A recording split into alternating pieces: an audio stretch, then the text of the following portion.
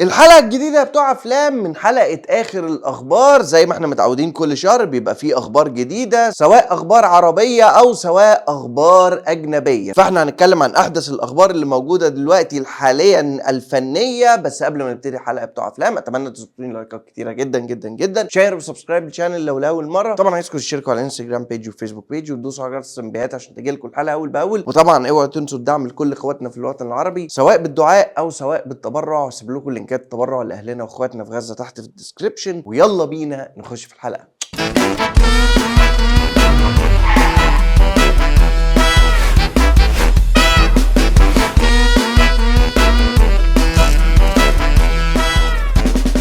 اهلا مسا عليكم، انا محمد كمال بتاع افلام. مبدئيا كده بتوع افلام، يعتبر الحلقه دي هيبقى فيها الاخبار العربيه زي اغلبيه الاخبار يعني، او حلقات الاخبار بتبقى فيها الاخبار العربيه اكتر. ولكن من ناحيه الاخبار الاجنبيه فهيبقى فيه غالبا خبرين او 3 اخبار وهنشوف مع بعض، ولكنها اخبار مهمه جدا فاتقالوا او اخبار مهمه بالنسبه لي يعني. ولكن نبتدي دلوقتي باول خبر معانا، ان الفنان الكبير كريم عبد العزيز صور جزء كبير جدا من فيلمه الجديد، وهو فيلم الارض السوداء. ايه فيلم الارض السوداء ده؟ لو تفتكروا في حلقه الاخبار لما انا قلت ان الفنان كريم عبد العزيز هيعمل فيلم جديد من اخراج بيتر ميمي وكان بعنوان المشروع، الفيلم تحول اسمه من المشروع الى الارض السوداء. وبيشترك في العمل مع كريم عبد العزيز نجوم كتير زي الفنان اياد نصار وايضا الفنانه ياسمين صبري. والفيلم زي ما انا قلت لك من اخراج بيتر ميمي، وفي جزء من الفيلم اتصور خلال الاسبوعين اللي فاتوا في دار الاوبرا المصريه، وكانوا حاجزين دار الاوبرا كلها بالكامل. وبيتصور دلوقتي جزء جديد من الفيلم، او يعني جزء من الفيلم بيتصور دلوقتي في تركيا حاليا. ومن البلاد اللي هيتصور فيها الفيلم بيقولوا في اسبانيا وفي ايطاليا، فيعتبر الفيلم ده هيبقى متعدد الدول وهيبقى فيه لوكيشنز كتيره جدا. واعتقد يعني من وجهه نظري اعتقد الفيلم ممكن ينزل في صيف 2025 ان شاء الله. اما الخبر الثاني معانا، الفنان محمد امام بيحضر حاليا لمسلسله الجديد اللي هينزل في رمضان 2025 بعنوان الكينج، واللي هتشاركه في البطوله كانت الفنانه مي عز الدين. ولكن مي عز الدين اعتذرت عن الدور، ودلوقتي بيفاضوا الفنانه اسماء ابو اليزيد. وبمناسبه ان احنا جبنا سيره محمد امام، عرفنا خلال الاسبوع اللي فات ان المخرج عمرو سلامه اعتذر عن فيلم شمس الزناتي اللي من بطوله محمد امام. ايه السبب؟ الواحد ما يعرفش، ولكن انا كان سبب كبير جدا من الاسباب اللي كانت محمساني جدا على شمس الزناتي هو ان هيبقى من اخراج عمرو سلامه، ان احنا نشوف محمد امام مع مخرج مختلف او مخرج جديد بيشتغل معاه. ولكن حتى الان انا مش عارف مين اللي هيبقى المخرج الجديد بتاع شمس الزناتي، برغم ان عمرو سلامه صور جزء المفروض يعني كبير الى حد ما من الفيلم. ولكن عمرو سلامه على انستجرام نزل بوست هو وصورته هو محمد امام بعد طبعا نشر الخبر، ان هو بعد ان هو ما اعتذر. فده بيبين ان هو مفيش خلاف ما بينه وبين محمد امام خالص، ومفيش اي خلاف ما بينهم. ده السبب يعني، عشان في ناس كتيره قالت بقى ده ممكن يكونوا الاثنين اتخانقوا مع بعض والكلام ده. اما الخبر الجديد ومن الاخبار طبعا المهمه جدا بالنسبه لعشاق كتير جدا للفنان يوسف الشريف، ان المستشار تركي آل الشيخ اعلن على تويتر ان هيبقى في مسلسل جديد بدعم هيئه الترفيه، وهو من بطوله الفنان يوسف الشريف. والتفاصيل المكتوبه في التويته ان المسلسل هيبقى خارج الموسم الرمضاني، وان المسلسل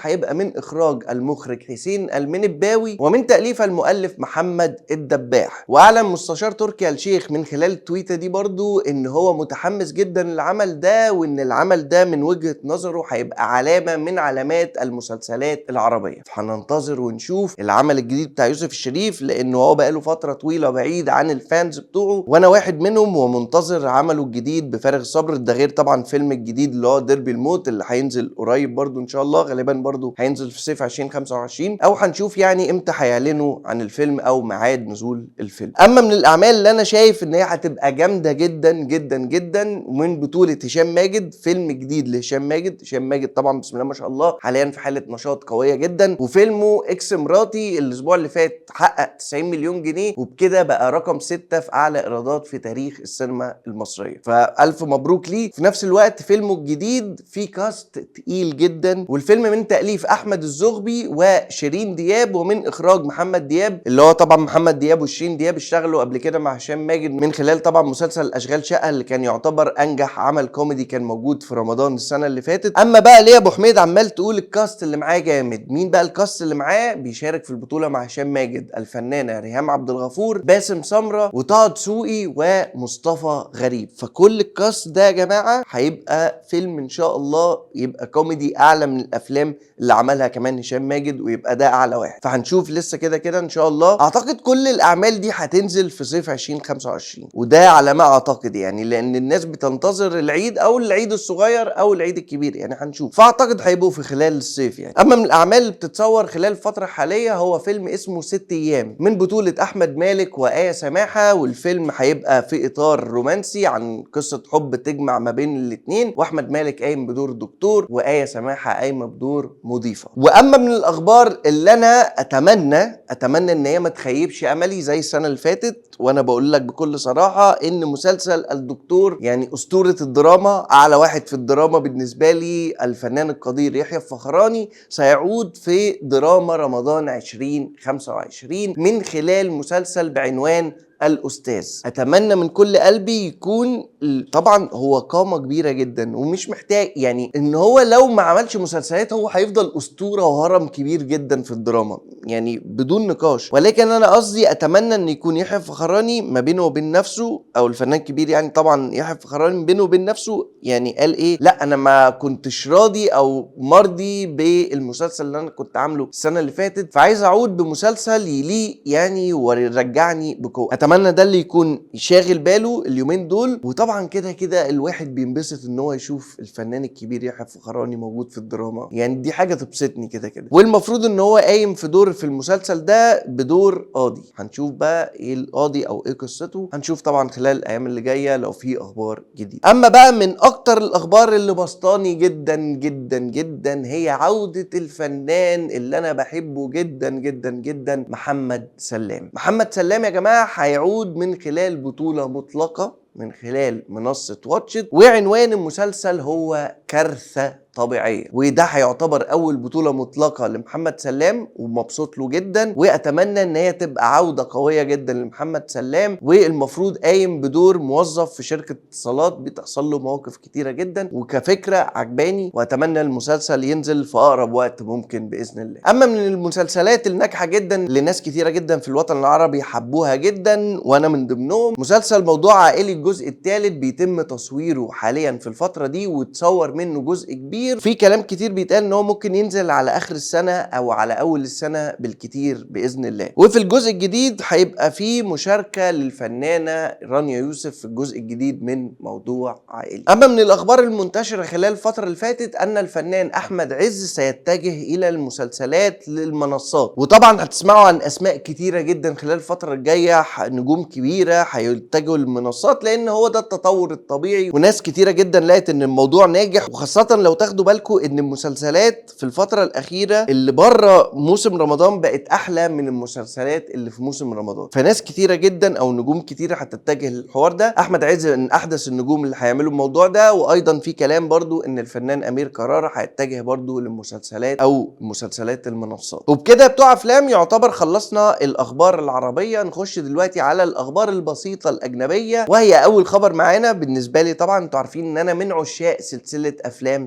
سكريم ده عليه حوارات كتيرة جدا يعني. طبعا سكريم 6 نزل من سنتين يعتبر وحقق نجاح كبير جدا، وكان خلاص بيقولوا وكانوا رسميا ان هو الفيلم الجديد هينزل السنة اللي بعديها على طول، يعني السنة اللي فاتت. يعني سكريم 7 كان المفروض ينزل السنة اللي فاتت، ولكن حصلت مشاكل كتيرة جدا ان نجمة العمل ميلاسا باريرا اتخانقت مع المنتجين، لان او المنتجين مشوها من العمل لان هي كانت بتساند القضيه الفلسطينيه فمشوها من العمل. فبالتالي اللي كانت قايمه بدور اختها في الفيلم كانت جانا اورتيجا، قالت في نفس الوقت لا انا عندي السكادجول او الجدول بتاعي مزدحم جدا لاني حامل الموسم الثاني من وينزداي والاعمال الكتيره اللي هي بتتعرض عليها، لان هي برضو من النجوم المرتقبه جدا في هوليوود، فهي فكست لشركه الانتاج. فبكده ما بقاش فيه البطلتين الرئيسيتين بتوع الفيلم، فلغايه دلوقتي الفيلم ما اتصورش، وغيروا السيناريو تماما بتاع الفيلم. ولجأوا لمين بقى؟ لجأوا للفنانه الرئيسيه بتاعه سكريم اساسا، وهي نيف كامبل. نيف كامبل طبعا اللي عمل سكريم 1 و2 و3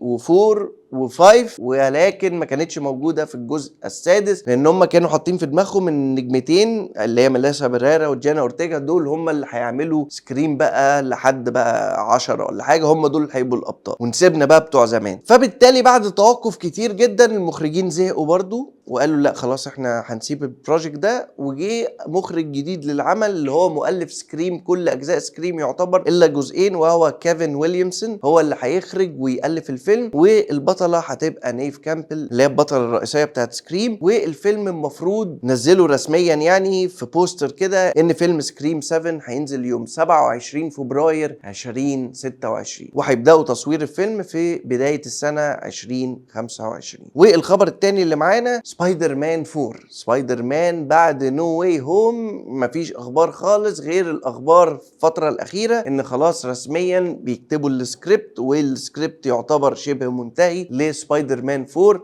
اللي طبعا من بطوله توم هولاند وزندية. والاثنين يعني توم هولاند صرح خلال الفتره اللي فاتت ان هو وزندية، طبعا انت عارف يا عم مهاب ان هما الاثنين متصاحبين، فلا بيقول لك احنا الاثنين كنا قاعدين على السرير كده وقاعدين يقروا السيناريو مع بعض، وكان متحمس جدا لدرجه ان هما الاثنين فضلوا يتنططوا من كتر الاحداث الغريبه والجامده. انا كده هداخل سبايدر مان 4 واكيد هنشوف الجزء ده، وهيبقى الواحد متحمس كده ازاي هتعملوا بعد نو واي هوم. بس انا نفسي وامنيتي يا جماعه اشوف سبايدر مان 4 من بتاع توبي ماجواير. طلعت اشاعات كده في النص ولكن الموضوع تبخر شويه. نفسي اشوف سبايدر مان الاولاني خالص، نفسي اشوف له جزء رابع من اخراج سام ريمي، اتمنى ان ده يحصل برضه. والخبر بقى الثالث المتعلق بسبايدر مان وهو فينوم الجزء الثالث بعنوان ذا لاست دانس، اللي يعتبر اخر جزء من سلسله افلام فينوم، لان توم هاردي قال كفايه بقى كده افلام فينوم، وان هو نفسه يبقى موجود بقى في العالم بتاع مارفل، اللي هو انا ليه لوحدي كده، حاسس ان انا لوحدي. ولكن ناس كتيره جدا معتقده ان البوست كريدت سينز او هيظهر في الفيلم مشهد سبايدر مان ده اكيد. في ناس كتيره جدا مأكده ومتاكدين ان هيبقى في الجزء ده هيبقى ظهور سبايدر مان. اني سبايدر مان هنشوف، وهل هيبقى توم هاردي في عالم سبايدر مان توم هولاند ده برضه هنشوفه. وبكده يا بتوع افلام انتهينا من حلقه الاخبار. قولوا لي تحت في الكومنتات ايه اكتر خبر شايفه متحمس ليه جدا، وايه اكتر عمل انت متحمس ليه جدا، سيبوا لي رايكم تحت في الكومنتات. وبالمناسبه بتوع افلام قبل ما انهي الحلقه، فيلم فينوم نازل الاربع اللي جاي على طول هيبقى موجود هنا في مصر، فان شاء الله هنعمل عنه ريفيو الاسبوع ده باذن الله. وبس يا بتوع افلام ده اللي اقدره لكم، واتمنى طبعا من كل قلبي تظبطوا لي لايكات كتيره جدا جدا جدا، شير وسبسكرايب للشانل لاول مره. طبعا عايزكم تشتركوا على الانستجرام بيج وفيسبوك بيج، دوسوا على جرس التنبيهات عشان تجيلكم الحلقه اول باول. وطبعا اوعوا تنسوا الدعم لكل اخواتنا في الوطن العربي سواء بالدعاء او سواء بالتبرع. سيب لكم لينكات تبرع لاهلنا واخواتنا تحت في الديسكريبشن. واحلى مسا عليكم.